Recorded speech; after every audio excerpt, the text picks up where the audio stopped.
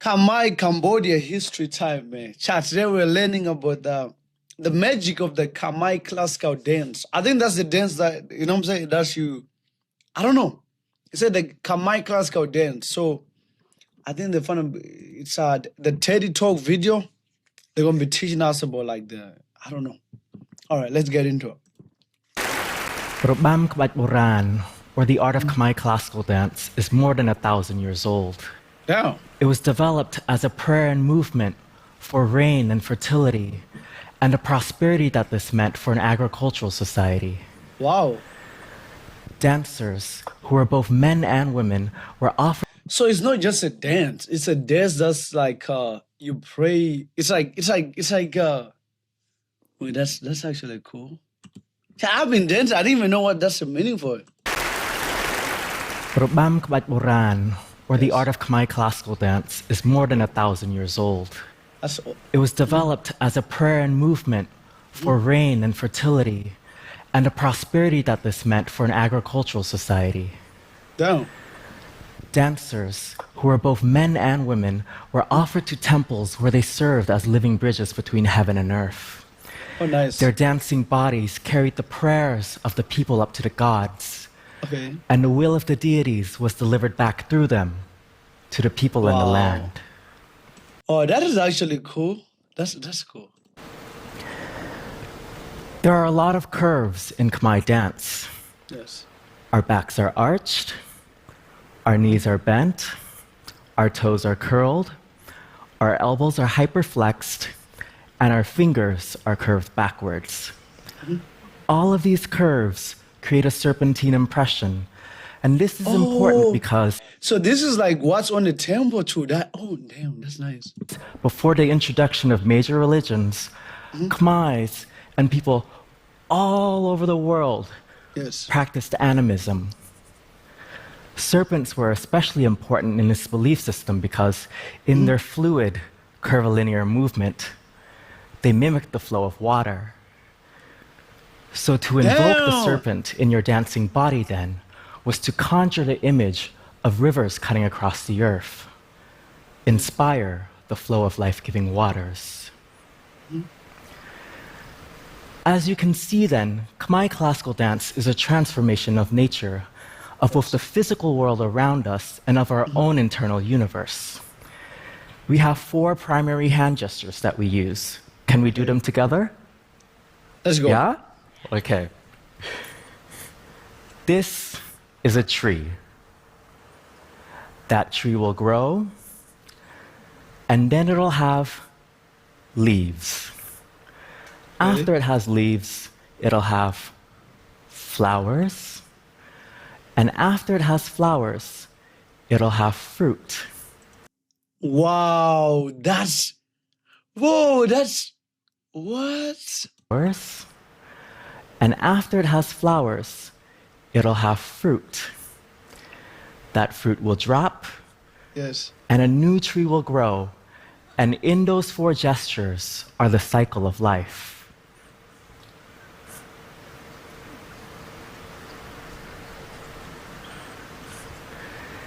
Oh, These 4 gestures are then used to create a whole entire language with which dancers... Isn't that the dance we do like, it's... Oh my, nah, that's, wow. express ourselves. So for example, I can say, I.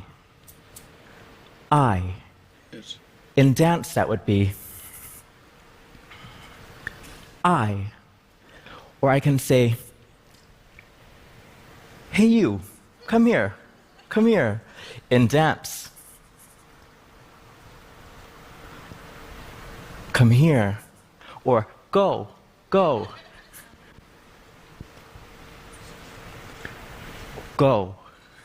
And everything from love, Wow, to sadness, to anger can be expressed through the dance as well. yes. There's a certain magic in the way that things are filtered, transformed, and Bro, this is insane, bro. That's actually insane. Wow. put together to create limitless possibilities in art. Yes. The Khmer word for art, salapat, in fact, at its root means magic. Yes. The artist, the salapat kong, or the salapat karani then, is nothing short of a magician. Yes. I am very proud to say that I belong to a long line of magicians, from my teacher, Sopilin Chim Shapiro, to her teachers who were stars in the royal palace, Wow. to the ancient dancers of Angkor, and to the primal villagers from which the art form originally took life. That said, our cherished heritage was once almost completely destroyed. If you are wearing glasses, please stand up.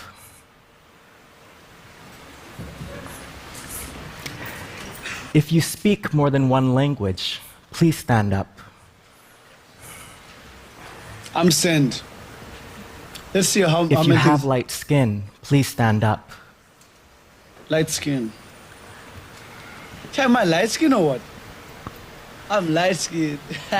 Your glasses meant that you could afford health care. That second or third language you spoke indicated your elite education. Okay, I agree. Your light skin meant you didn't have to work beneath the sun. Under the Khmer Rouge, who took over Cambodia from 1975 to 1979, yes, we would all be dead now, targeted because of our assumed privilege. Damn. Please. You see, the Khmer Rouge looked to Cambodia and they saw centuries of rigid inequality. Do you have a Band-Aid? The king and the few elites around him had all the pleasures and comforts of the world, while the mass majority suffered from backbreaking labor and harsh poverty. Damn. You don't need a history book to see that this is true. Okay. The Khmer word for I, for me, is knyom. This very same word can also mean slave, and dancers were, in fact, were known as knyom prehrabam, or slaves of the sacred dance.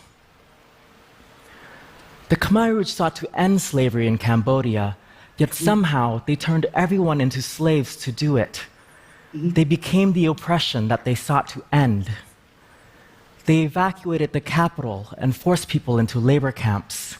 Damn. They tore families apart and brainwashed children against their own parents. Everywhere, people were dying and being killed, losing their lives from disease, overwork, execution, and starvation. Damn. The result of this is that an entire third of Cambodia's population was lost in less than 4 years, and in that number were 90% of Khmer dance artists. In other words, 9 out of 10 visions for the tradition and future were lost. Damn, so it's like 90%. That's like 90% of most of the dancers do it. Their lives were lost. That means almost lost. Damn, the Khmer culture was almost lost. Because 90%, that's like almost everybody. Damn. Thankfully, however, it was my teacher's teachers, Jia Sami, Sotsam On, and Cheng Pon, who would lead the revival of the art form from the ashes of war and genocide. One student, one gesture, one dance at a time, they wrote the love, magic, beauty, history, and philosophy of our lineage into the bodies of the next generation. That's nice. Nearly 40 years later, Khmer classical dance has been revived to new heights. Yes. Yet somehow it still exists in a vulnerable environment. The disastrous effects of war still haunt Khmer people today. It is written in our bodies, manifested in the genetic passage of PTSD, and in families facing cyclical poverty and immense cultural rifts and language barriers. Damn. Yet beauty is the most resilient thing. Yes. Beauty has... Bro, this is... Oh, man. Bro, this is actually good, though. Like, I love this, bro. I ain't gonna lie. this ability to grow anywhere and everywhere. at any time. Beauty is what connects people through time and place. Beauty is a liberation from suffering.